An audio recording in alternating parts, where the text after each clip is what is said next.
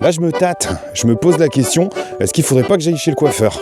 Et là, clairement, c'est pas dit que j'y aille tout de suite parce que je suis quand même pris de doute. Puisqu'en général, les plus grandes erreurs de ma vie ont été parfois mes coupes de cheveux. Mais à partir du moment où je traîne une espèce de sentiment d'avoir une gueule de sac à foin, je me dis que faut peut-être que j'y cogite.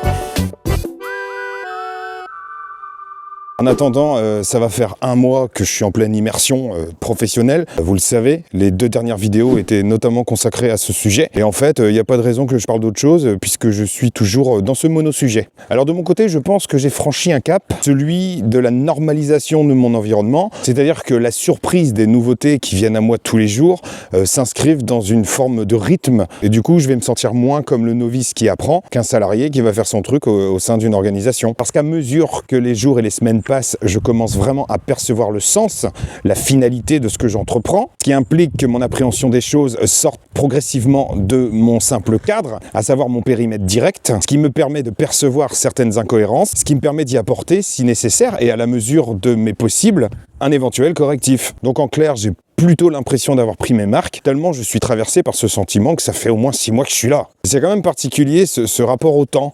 J'ai pas trop réfléchi là-dessus, mais je me suis surpris à m'adresser à mes étudiants en leur parlant de quelque chose qu'on avait vu il y a 3 semaines. Et en fait, ils m'ont répondu que c'était la semaine dernière. Ah oui, en effet, c'était la semaine dernière. Mais il s'est passé tellement de trucs, tellement je passe de séquence en séquence, tellement j'alterne, tellement finalement je fais des jeux de va-et-vient d'un domaine à l'autre, que finalement c'est hyper difficile pour moi de me situer dans une échelle temporelle. Et du coup, je me pose des questions là-dessus. Je me demande si c'est positif ou négatif, si c'est l'indicateur de quelque chose que je suis censé questionner, pour lequel je suis censé m'arrêter. Est-ce que ça vient dire que je cours après le temps? Est-ce que je suis un petit peu à la ramasse en termes d'anticipation, en termes d'organisation?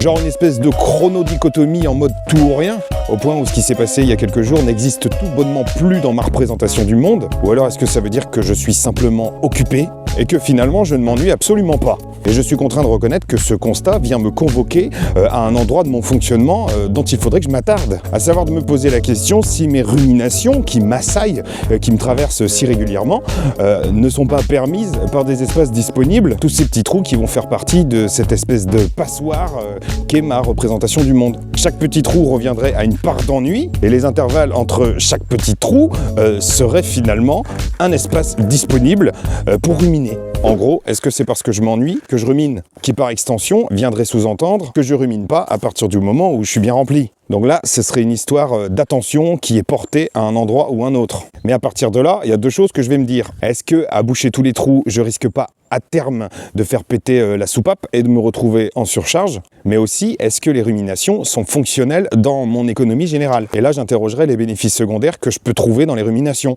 Voilà, clairement, j'ai pas la réponse et puis peut-être qu'il n'y a pas lieu de trouver la réponse. Finalement, j'en arrive à me questionner sur ce qui me convient professionnellement. Moi, j'ai toujours travaillé dans l'humain, auprès d'humains, avec des humains, et je suis toujours parvenu à trouver une espèce d'équilibre entre épanouissement et rumination.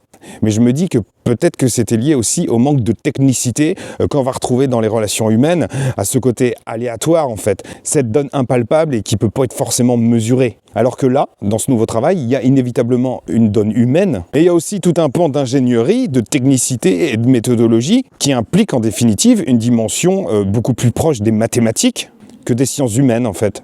Et dès lors que c'est mathématique, que ça devient rationnel, eh ben, il y a beaucoup moins d'espace pour l'aléatoire. Et du coup, le sens, il est beaucoup plus clair. Mais du coup, je me dis que peut-être que les périodes de rumination témoignent en fait d'une absence de sens ou de ma volonté de me raccrocher à un sens. Parce que de mon côté, je fais clairement le distinguo entre le sens que je vais mettre aux choses et le sens en fait qui dicte l'organisation générale d'un environnement. Le sens que je mets aux choses, c'est ma propre couleur en fait. C'est ma signature qui parfois prend sa source dans des interstices très peu calculable en fait, très peu mesurable, souvent en lien avec mes blessures, avec mes ratures. C'est ma zone de fragilité qui va déterminer ce qui me différencie et qui apparaît comme un potentiel créatif exploitable. Mais comme je considère qu'on ne peut pas être créatif s'il n'y a pas de contraintes, le fait que le cadre autour m'apparaisse comme quelque chose d'assez logique, de mathématique, ça me permet en somme de canaliser cet espace créatif et éviter que ça parte en cacahuète. Je perçois complètement les limites de mon action en fait. Je sais que ça s'arrêtera à partir du moment où il y aura une obtention de certification et de diplôme. Et la formation formation pour les étudiants s'inscrit dans une des facettes de leur vie.